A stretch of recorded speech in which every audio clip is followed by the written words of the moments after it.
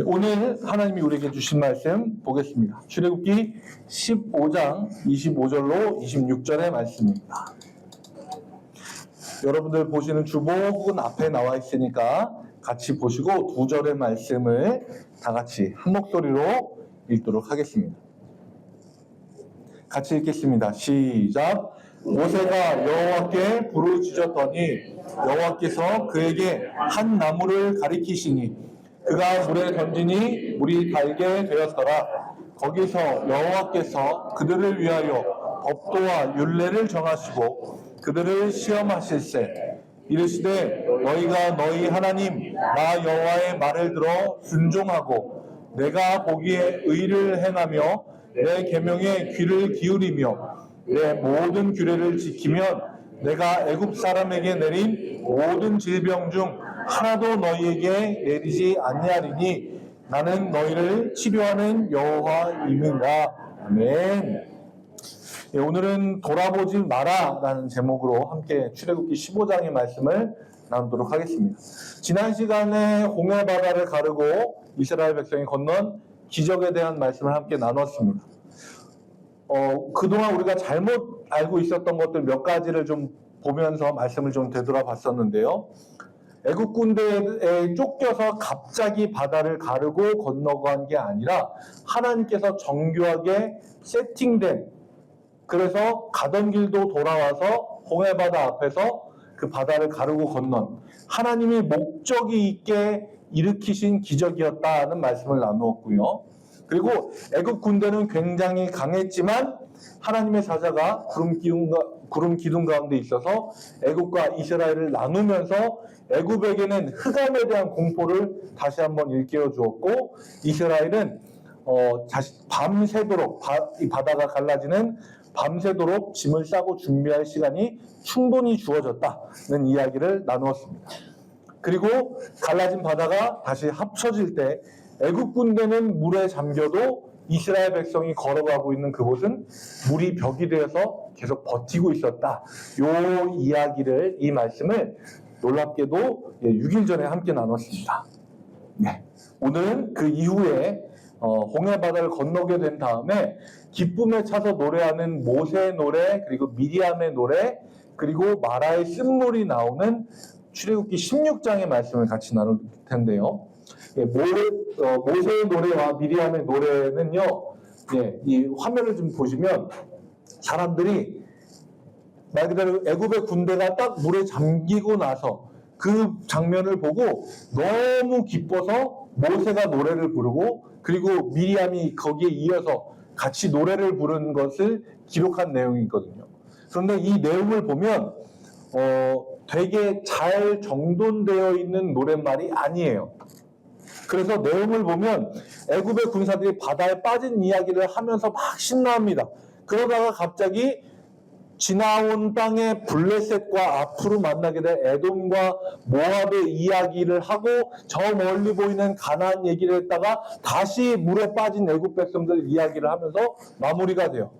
이야기의 순서가 굉장히 두서가 없어요.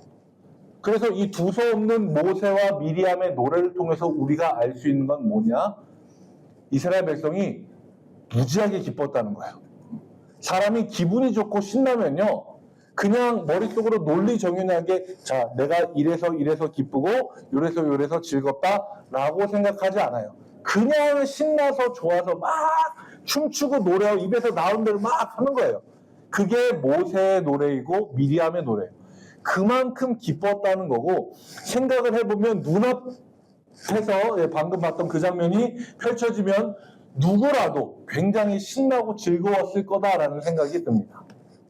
그리고 나서 그 노래를 마치고 난 다음에 본격적으로 가나안 땅을 향해서 가기 위해서 광야로 접어들게 되는데 22절 말씀에 이렇게 이야기합니다. 수르 광야로 들어가서 거기서 사흘길을 걸었으나 물을 얻지 못하고 라고 합니다. 가나안 땅으로 가기 위한 본격적인 여정을 시작을 하는데 시작부터가 만만치가 않아요. 3일 길을 걸어갔는데 뜨겁고 험난한 광야에서 물이 없었습니다. 물론 낮에는 구름 기둥, 밤에는 불 기둥이 계속해서 이스라엘 백성을 지키고 있었지만 물이 없었어요. 사흘 만에 물이 있는 마라라고 하는 곳에 도착을 했는데 그곳은 물이 써서 아예 마시지를 못했습니다. 자, 여기까지. 자, 이스라엘 백성들이 노예 생활을 하는 것부터 여기 마라에 도착한 것까지 딱 4단계로 정리를 하고 그 과정에 의미하는 것을 정리하고 중요하게 딱 짚고 넘어갈게요. 왜냐하면요, 요거는 이 과정 자체로 의미하는 바가 있어서 그런데, 보시면 이스라엘의 여정부터 먼저 볼게요. 애굽의 노예 생활을 했고 하나님의 전적인 역사로 해방을 했고요. 그리고 홍해를 건넜고 광야로 진입해서 고난을 겪게 됩니다. 이게 간단하게 정리한 이스라엘의 여정입니다. 그런데 이것 자체가 상징하는 게요, 애굽의 노예 생활은 우리가 죄의 노예로 살았던 삶을 의미하고 하나님의 전적인 역사로 해방을 받게 된 것은 우리가 하나님의 역사로 구원을 받게 된 것, 그리고 홍해를 건넌 것. 그래서 성경에 나오는 많은 경우에 물이 의미하는 바는 죽음을 의미할 때가 많아요. 100% 아닙니다. 자, 100%예요. 이제부터 성경에 나오는 모든 물은 죽음으로 읽으세요. 라면 거짓이고 이단이에요. 그런데 대부분의 성경에 나오는 많은 경우에 물이 의미하는 건 죽음이에요. 대표적인 거 생각하시면 노아의 방주 생각하시면 돼요. 자, 그래서 홍해를 건너는 것은 말 그대로 물 속에 빠져서 죽었다가 살아난 것, 이것은 우리가 물로 세례를 받는 거예요. 물로 세례를 받는 의미도 마찬가지로 몸의 가장 높은 곳, 머리 꼭대기에 물을 바름으로써 이 사람이 완전히 물에 잠겼다라고 하는 의미를 그 사람에게 주는 거고, 그 의미는 그 사람이 옛사람은 죽고 이제 새 사람으로 나왔다, 새 사람으로 태어났다라는 의미거든요. 그래서 홍해를 건넌 것, 바다를 건넌 것 자체는 물로 세례를 받은 것을 의미하고, 광야로 진입해서 고난을 겪은 것은 이제 본격적인 그리스도인으로서 살아가려고 하는데 겪게 되는 삶의 고난, 이것을 의미합니다. 이건 제가 그냥 허투루 제 마음대로 생각해서 하는 게 아니라 굉장히 많은 성경학자들과 신학자들이 이 과정 자체가 우리의 신앙생활과 많이 닮아있다 해서 비유로 보여주고 있는 거예요. 자, 그러면 여기서 제가 질문을 드릴게요. 이스라엘의 이 여정의 가장 끝, 제일 마지막, 그들이 도착해야 될 곳, 가나안은 무엇을 상징할까요? 우리가 가야 할 하나님의 나라, 천국입니다. 그래서 이 이스라엘의 여정 자체가 우리의 삶의 모습과 굉장히 많이 닮아 있어요. 목적지는 하나, 하나님의 나라입니다. 그 과정에서 우리는 끊임없이 훈련받고 넘어졌다 일어섰다를 반복하면서 계속해서 나아가는 거예요. 자, 하나님 나라로 가는 길이 어려울까요? 무지 어려울까요? 네, 무지 많이 어렵습니다. 네. 그래서 광야인 겁니다. 저는 가서 본 적이 없습니다. 네, 저는 비행기 타고 제일 멀리 가본 데가 제주도입니다. 네.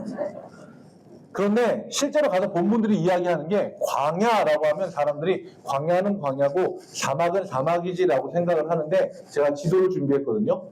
보시면 우리가 사막하면 제일 먼저 떠오르는 사하라 사막이 이렇게 있고요. 그 옆에가 이집트고요. 그 옆에가 수르 광야예요. 그러니까 전문용어로 또이또이입니다. 네. 거거예요. 네.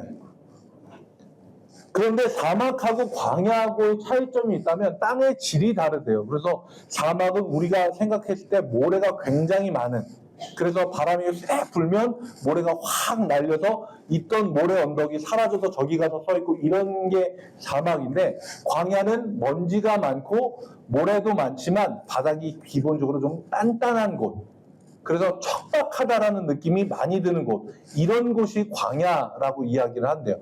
그런데 덥거나 춥거나 이런 거는 똑같죠, 사막하고. 그러니까 기본적으로 이곳은 사람이 살 수 없는 땅이 맞습니다. 굉장히 힘들고 어려운 곳이에요. 자, 그러면 광야가 그런 곳이라고 한다면, 괴로운 게 당연하고 힘든 게 일상인 곳이라고 한다면, 출발점부터 마음을 어떻게 먹고 가야 되냐면, 자, 이 길은 우리가 들어가면 고생이야 라고 하는 걸 전제하고 가야 돼요. 그래야 맞아요. 그래야 어려움이 외지간히 다가와도 그래, 이 정도는 각오했어 하고 가는 거죠. 그런데 이스라엘 백성은 어떤 상태로 광야에 들어갔냐? 애국 군대가 물에 빠져 죽는 걸 눈앞에서 보고 신나서 앞뒤 없이 막 찬양하고 광야로 덜컥 들어갔어요. 그러면 이 사람들은 광야로 이제 간다. 자, 우리 가나안 땅으로 간다라고 하면 이 사람들 머릿속에는 자, 이제부터 매일매일이 하나님을 향해 찬양하고 기뻐하면서 가는 길, 야, 이런 길을 우리가 가겠구나 생각하고 덜컥 들어갔는데 들어가자마자 만난 게 뭐냐면 3일 동안 마실 물이 없는 곳을 경험을 합니다. 그러면 그냥 힘든 것보다 훨씬 더 힘들어요. 앞에서 기분이 좋았거든요. 신났거든요. 엄청 기대를 많이 했거든요. 그러면 그만큼 떨어질 때는 더 아프고 더 좌절스러운 것처럼 이스라엘 백성은 신나서 찬양하면서 광야로 들어갔다가 뜨거 하는 거죠. 서로의 앞날을 응원하거나 젊은이들이 서로의 앞날을 축복한다, 응원한다 이렇게 얘기하거나 혹은 자기가 이성적으로 관심 있는 사람에게 내가 앞으로 널 위해서 뭔가를 해주겠다. 어른 세대는 좀 다르죠. 어른 세대는 손에 물 한 방울 안 묻히게 해줄게. 이런 이야기를 하기도 하는데 젊은이들은 좀 다른 얘기를 합니다. 서로 응원할 때, 야, 꽃길만 걸어. 야, 너의 앞길이 막 꽃으로 가득한 그런 길이 됐으면 좋겠어. 혹은 이성적으로 관심 있는 사람에게 내가 너와 행복한 앞날을 꿈꿀 거야. 우리 같이 행복하자. 이런 얘기를 야, 꽃길만 걷게 해줄게. 막 이렇게 얘기도 하거든요. 그런데 정말 진짜 진실을 이야기하는 사람은 이렇게 얘기를 합니다. 꽃길은 사실 비포장도로다 라고 이야기를 하는 거죠. 이스라엘 백성은 머릿속으로 꽃길을 꿈꿨어요. 그런데 막상 그들이 걸어보니까 이게 무슨 길이에요? 비포장도로입니다. 그것도 굉장히 많이 비포장도로예요. 그들 마음속에 그래서 뭐가 들어왔냐면 원망이 들어왔어요. 근데 이거는 이스라엘이 예전부터 병적으로 이야기하자면 그 바이러스성을 가지고 있었어요. 애굽에서 10가지 재앙이 있을 때 심지어 재앙이 있기 전에 제일 먼저 모세와 아론이 바로에게 가서 내 백성을 보내라 해서 갑자기 일을 많이 시켰을 때 그 백성 입에서 제일 먼저 튀어나온 얘기가 뭐냐면 우리 가만히 잘 살고 있는데 왜 우리를 충동질해서 괴롭게 하냐? 이 말부터 튀어나왔어요. 그게 이스라엘이 가지고 있는, 그리고 우리 모두가 가지고 있는 우리 마음속에 있는 죄성이에요. 원망의 생각들. 그런데 이 원망이 정말 무서운 게요. 이게 우리한테 다가오잖아요. 그러면 제일 먼저 가리는 게 있어요. 우리의 눈과 귀를 가립니다. 우리의 눈을 가려서 보지를 못하게 하고 듣지 못하게 합니다. 제가 질문 하나 드려볼게요. 이스라엘 백성이 이 수르 광야에 들어가서 3일 길을 무리 없이 걸었습니다. 그들이 그 3일 길을 걸어가는 동안에 구름 기둥과 불 기둥이 있었을까요? 없었을까요? 헷갈리시나요? 구름 기둥과 불 기둥은 그때도 계속해서 있었습니다. 한 번도 이스라엘 백성을 떠나지 않고 심지어 그들이 목말라 죽을 것 같아요 라고 얘기하는 그 순간에도 그들 위에 있었어요. 그런데 그들은 그거를 보지 못하는 겁니다. 하나님이 우리와 함께 계신다는 가장 놀라운 증거가 매일매일 우리의 삶을 뒤덮고 있는데도 그걸 보지 못하는 거예요. 원망은 가장 먼저 우리의 눈을 가립니다. 하나님이 우리와 함께 계시는 증거 자체를 아예 보지 못하게 해요. 우리가 걸어가는 길은요, 비포장 도로예요. 많은 사람들이 가지 않습니다. 그리고 걷기 힘들어요. 한 걸음 내디딜 때 돌뿌리에 걸릴까, 물웅덩이에 발이 빠질까 신중하게 내디뎌야 되고 주의가 필요합니다. 그런데 우리는 이 길을 걸어가는데 집중하고 주의를 기울이느라 우리가 누구랑 함께 걷는지를 까먹어요. 그게 이스라엘 백성이고 그게 우리입니다. 우리는 우리가 누구랑 함께 걷는지를 봐야 돼요. 길을 걷는 거 걷다 보면 안 좋을 수도 있죠. 때론 넓고 좋은 길이 나올 때도 있고 그러면 감사하며 찬양하며 가면 되는 겁니다. 그런데 우리는 까먹으면 안 돼요. 우리가 가는 길이 중요한 게 아니고 누구랑 함께 가냐. 이게 가장 중요한 겁니다. 우리 매일매일의 모든 순간 하나님이 우리의 삶 위에 구름 기둥과 불 기둥으로 함께 하시는데 우리는 그거는 하나도 안 보이고 당장 내 앞에 있는 어려움들만 가지고 하나님 왜 내가 이런 일을 겪게 하세요? 라고 이스라엘 백성처럼 원망을 내뱉는 게 우리들입니다. 예수님은요, 요한복음 16장 33절에 이렇게 이야기하십니다. 세상에선 너희가 환난을 당한다. 이야기하셨어요. 이게 광야길이라고. 이게 그리스도인이라고. 이게 그리스도의 제자의 길이라고. 그런데요, 저는 여러분들이 그 길을 걷기로 작정하셨으면 아까 유중권 선생님 말씀하신 것처럼 우리가 주님과 함께 걷기 때문에 그 길을 선택한 것을 한 번도 후회하지 않으시기를 바랍니다. 네. 왜냐하면요, 우리는 이 그 길의 끝을 알고 있거든요. 이스라엘의 여정의 제일 끝에 뭐가 있습니까? 가나안이 있어요. 우리의 삶의 제일 끝에 뭐가 있습니까? 주님의 나라가 우리를 기다리고 있습니다. 제가 방금 읽어드린 요한복음 16장 33절 그 말의 결론이 있습니다. 세상에서는 너희가 환난을 당하나 그 다음에 나오는 말씀이 뭐예요? 담대하라 내가 세상을 이기었노라. 아멘입니다.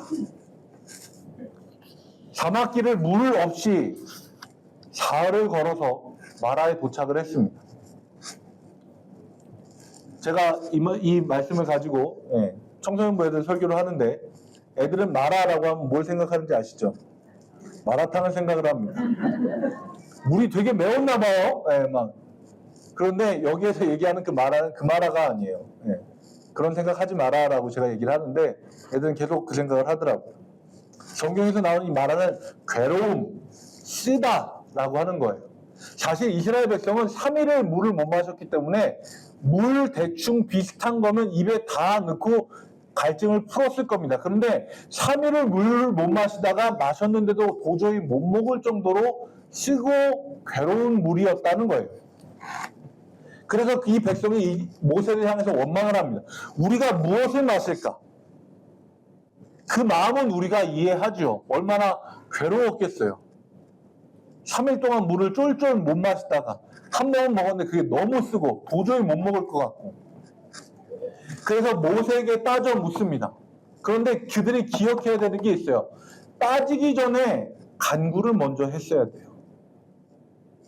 이거 중요하니까 우리 다 같이 얘기할까요? 따지기 전에 간구하자. 1+1으로 한 번 더. 따지기 전에 간구하자. 마지막으로 한 번 더. 따지기 전에 간구하자. 서비스로 한 번 더. 따지기 전에 간구하자. 더 하려고 그런다가 참았습니다. 네. 그 이야기를 들은 백성들의 원망 가득한 따지고 물어뜯고 원망과 불만이 가득 차서 온 그 이스라엘 백성들의 이야기를 들은 모세는 뭘 했을까요? 참고로 말씀드리면 이쪽 지역은 전문용어로 모세의 나아발입니다. 모세가 이쪽 아까 보여드린 수르 광야가 위에 있잖아요. 밑에가 미디안 광야예요. 미디안 광야는 모세의 처가댁이에요. 처가댁이라고 하니까 뭔가 이상하네요. 네. 모세의 장인이 그쪽에 있는 제사장이었고 그쪽으로 건너가서 결혼해서 거기서 40년을 살았어요. 그러니까 모세가 그쪽 지역을 빠삭하기도 하고 대충 비슷한 곳이면 흔히 이야기하는 경험이라고 하는 게 있잖아요. 사막에서 어떻게 하면 물을 찾을 수 있는지 그 정도 노하우들은 사실 다 알고 있을 겁니다. 뭐 선인장을 딱 베서 그 안에 있는 물을 먹는다든지 뭐 뿌리를 이렇게 탁탁탁탁 끄집어내기 시작을 해서 그 뿌리가 가서 다 있는 곳에 가보면 물이 근처에 있다든지 여러 가지 노하우들이 분명히 있었을 겁니다. 그런데 모세는 뭘 하냐면요. 25절 말씀을 보면 이렇게 이야기 나옵니다. 모세가 여호와께 부르짖었더니 라고 합니다. 자기가 가지고 있는 노하우, 경험, 물을 찾을 수 있는 방법들 다 내려놓고 제일 먼저 한 게 뭐냐면 여호와께 부르짖는 겁니다. 그러자 그 즉시로 하나님이 답을 주시는데 그에게 한 나무를 가리키시니 라고 합니다. 한 나무를 가리키셨고 그 나무를 물에 던지니 물이 달게 되었습니다. 그런데 제가 그전에도 10가지 재앙을 이야기할 때도 홍해를 가르는 이야기를 할 때도 그리고 앞으로도 이분들은 계속 등장하실 텐데요. 끊임없는 의심을 가지고 계신 분들이 있어요. 어떻게 이야기를 하냐? 자, 이 마라에 쓴 물이 쓴 성분이 있는 물인데 해독작용이 있는 정화작용을 하는 나무를 하나님이 알려주셔서 그 나무를 잘라다가 거기에 넣으니까 물이 딱 정화가 돼서 물을 마실 수 있었다. 이게 과학적이다. 얘기하시는 분들이 있어요. 지긋지긋합니다. 근데 이분들은 앞으로도 계속 나올 거예요. 다음 주에 16장인데 그때도 나오세요. 간단하게 예를 들어볼게요. 여러분들 티백에 있는 차 우려서 드시잖아요. 녹차나 뭐 사람들 우롱하는 우롱차나 뭐 이런 것들 이렇게 우려서 드시잖아요. 자, 따뜻한 물에 잘 우러나는데 그런 것들 티백을 넣고 우러나려면 몇 분 정도 있어야 되나요? 못해도 한 2분, 3분은 있어야죠. 그래야 제대로 된 맛이 우러나죠. 요만한 컵 안에 요만한 티백을 넣어서 우리는데도 3분이 걸립니다. 그러면 성인 남자만 60만이 넘는 사람들이 마시는 물에 나무 한 그루를 잘라 넣어서 그게 정화가 돼서 사람들이 마실 수 있을 정도 되면 다 목말라 죽었을 겁니다. 게다가 어린 아이들과 여성들까지 합치면 200만이 넘는 150만에서 200만 정도 되는 인원들이 다 마셔야 되는데 이건 고여있는 물이 아니고 또 흐르는 물이에요. 흐르는 물은 아시겠지만 정화가 안 돼요. 얘네는 그냥 나온 애들이 그냥 가는 거예요. 계속. 이게 상식적으로 말이 되냐고요. 감사해요. 뉴집 아들인지. 나무 하나를 잘라서 물에 넣었는데 그게 200만이 먹는 사람이 마실 수 있게 한꺼번에 바뀐 것, 이거는 하나님의 기적이어야만 설명이 됩니다. 자, 그러면 이 나무는 뭘까요? 화학작용을 위해서 넣은 게 아니라면 이 나무는 분명히 하나님이 의미를 담아서 넣으라고 하신 거예요. 아까 제가 이스라엘의 여정을 이야기하면서 물이 의미하는 게 뭐라고 이야기했습니까? 예를 들어서 노아의 홍수, 죽음을 의미한다고 이야기했어요. 모든 경우에 그렇다라고 하면 안 되지만 여기서도 마찬가지입니다. 나무는 뭘 상징하냐면요. 신약성경 베드로전서 2장 24절 말씀을 보면 이렇게 나와요. 예수님이 달려 돌아가신 십자가를 가리켜서 이야기할 때 친히 나무에 달려 그 몸으로 우리의 죄를 담당하셨으니 라고 합니다. 이것도 마찬가지예요. 자, 여러분 성경에 나오는 모든 나무는 다 십자가입니다. 그걸 다 바꿔서 읽으세요 하면 이단이에요. 그런데 이 경우는 하나님이 이것을 보여주신 것이 확실합니다. 나무가, 십자가가, 거기에 달린 예수가 물에 빠져서 죽음으로, 물에 빠져서 돌아가신 건 아니지만 죽음으로 거기 있는 많은 사람들이 그 물을 마시고 살게 되었다라고 하는 거예요. 이 의미를 하나님은 이 비유를 통해서 말씀하고 있는 거예요.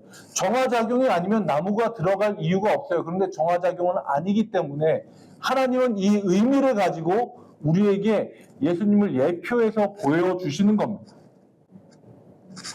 그리고 비슷한 장면이 나중에 또 나오는데요. 이후에 광야 생활을 하다가 불뱀에 이스라엘 백성들이 물리는 장면이 있어요. 그때도 해결 방법은 뭐냐면 성경을 읽으신 분들은 알 거예요.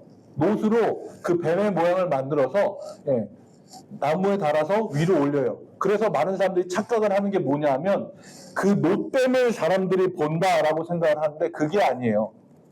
못뱀이 달려있는 나무를 바라보면 나음을 받는 거예요. 그것도 역시 마찬가지로 상징하는 것은 예수님이 달려서 돌아가신 십자가입니다. 계속해서 하나님은 이때부터 신약에 나온 예수님의 죽음에 대해서 계속해서 보여주고 계신 거예요. 그리고 이어지는 말씀이 25절 하반부인데요. 요거는 제가 화면에 안 넣어놓고 제가 그냥 읽어드릴게요. 거기서 여호와께서 그들을 위하여 법도와 율례를 정하시고 그들을 시험하실세라고 이야기합니다. 여기서 우리가 분명히 읽어야 되는 부분이 있어요. 그들을 시험하실세라고 되어 있습니다. 성경에서 하나님이 믿음의 백성을 시험하는 장면이 나옵니다. 그리고 다른 성경을 보면 사단이 이 하나님의 백성을 시험하는 말씀도 나와요. 둘 다 우리말로 하면 시험인데요. 분명히 질적으로 다르고 표현이 다릅니다. 25절 제가 읽어드린 부분을 영어 성경으로 바꾸면 이렇게 되어 있어요. 쭉 보시면 되고요. 저처럼 이렇게 영어랑 친하지 않은 분들을 위해서 제가 중요한 부분만 체크를 해놨어요. And he tested them 라고 되어 있는데 여기서 he는 하나님이에요. 하나님이 그들을 시험하시니라 라고 되어 있는 거예요. 근데 여기서는 tested예요. 테스트는 뭐냐면 우리말로 하면 시험입니다. 그런데 어떤 시험이냐면 학교에서 아이들이 시험 치를 때 시험이에요. 시험의 성격은요, 그 본질적인 목적은 분명해요. 제가 학교 선생님이라 잘 알거든요. 학생의 실력이 어느 정도인지 알아보고요. 앞으로 공부를 어떤 방향으로 해야 되는지, 이 학생이 뭐가 부족한지 알기 위해서 치르는 게 시험이에요. 시험의 목적이 등수 세워서 못한 놈들 쥐어 패고 잘하는 놈들 칭찬해주고 이게 목적이 아니라 학생들로 하여금 내가 뭐가 부족한지 깨닫도록 하는 게 테스트예요. 자, 그런데 사단의 시험은 달라요. 마가복음 1장 13절이에요. 되게 많이 나와 있어요. 네. 영어가 많아요. 네. 그런데 이게 어떤 본문이냐면 예수님이 40일간 광야에서 금식하시고 나서 사단에게 시험을 받으시니라 해요. 그런데 똑같이 우리말로 사단에게 시험을 받으시니라는데 뭐라고 되어 있냐면 being tempted by Satan이라고 되어 있어요. 사단에게 시험을 받으시니. 여기서는 tempt라고 되어 있는데 이걸 명사형으로 이야기하면 temptation입니다. 다른 말로 유혹. 이것도 우리말로 하면 시험이에요. 이 시험은요, 목적이 분명합니다. 딱 하나예요. 시험의 대상을 넘어뜨리는 거, 좌절시키는 거, 일어서지 못하도록 하는 거. 사단의 시험은요, 템트이고요. 하나님의 시험은 테스트예요. 하나님은 우리를 시험해도 목적이 우리한테 있어요. 어떻게 하면 너희의 부족한 부분을 너희가 스스로 깨닫고, 어떻게 하면 나의 부족한 부분을 하나님과 함께 극복해 나갈지를 알게 해주시려고 하는 게 하나님의 시험이에요. 그런데 사단의 시험은요, 다 필요 없어요. 부족하고 아니요. 그것만 집중 공략해요. 어떻게든 넘어뜨리려고. 하나님의 이스라엘 백성을 시험하시는 건요, 테스트입니다. 어떻게든 이 이스라엘 백성들이 가나안 땅에 가기까지 하나님의 백성이라고 불릴 만한 자격을 갖출 그런 사람들이 되도록 계속해서 그들을 시험하시는 거예요. 너희들은 이게 부족하구나. 너희들의 마음속에 원망이 있구나. 감사의 마음을 갖도록 해라. 계속해서 알려주시는 거예요. 우리가 함께 읽은 16장 마지막 부분에 보면요. 이스라엘 백성들이 마라를 지나쳐서 물과 나무가 많이 있는 곳에 도착합니다. 불과 그 길이 사흘 길도 걸리지 않는 굉장히 짧은 길이에요. 우리는 이 말씀을 가지고 분명히 알아야 됩니다. 하나님이 우리를 시험하실 때가 있지요. 하나님의 시험이라고 우리가 느껴질 때가 있습니다. 그런데 우리는 이 시험의 목적에 대해서 분명히 알아야 돼요. 우리를 넘어뜨리려는 시험이 아니라 하나님이 우리의 부족함을 깨닫게 하고 하나님께 더 매달리도록 하는 시험. 그리고 그 시험 이후에는 반드시 하나님이 더 큰 것으로 우리에게 보상해 주신다는 거예요. 그래서 우리는요, 광야의 길을 걸어가기로 마음먹은 것을 한순간도 후회해서는 안 됩니다. 너희는 세상에서 시험을 당하나 이후에 담대하라, 내가 세상을 이기었노라. 주님이 우리에게 말씀해 주시니까요. 우리는 이 믿음을 가지고 광야의 길을 함께 걸어가는 우리 모든 장자 1교회 성도님들과 함께 발맞추어 원망으로 빠지지 않고 서로가 서로를 붙잡아 일으켜 세워주며 한 걸음 한 걸음 승리의 목적지를 향해 함께 나아가는 주님의 귀한 장자 1교회 성도 여러분들이 되시기를 주님의 이름으로 축복합니다. 함께 찬양하고 같이 기도하겠습니다. 오늘 찬양 시간에 가장 먼저 불렀었던 찬양, 나는 주를 섬기는 것에 후회가 없습니다. 이 찬양을 함께 찬양하면서 우리 마음에 결단하겠습니다.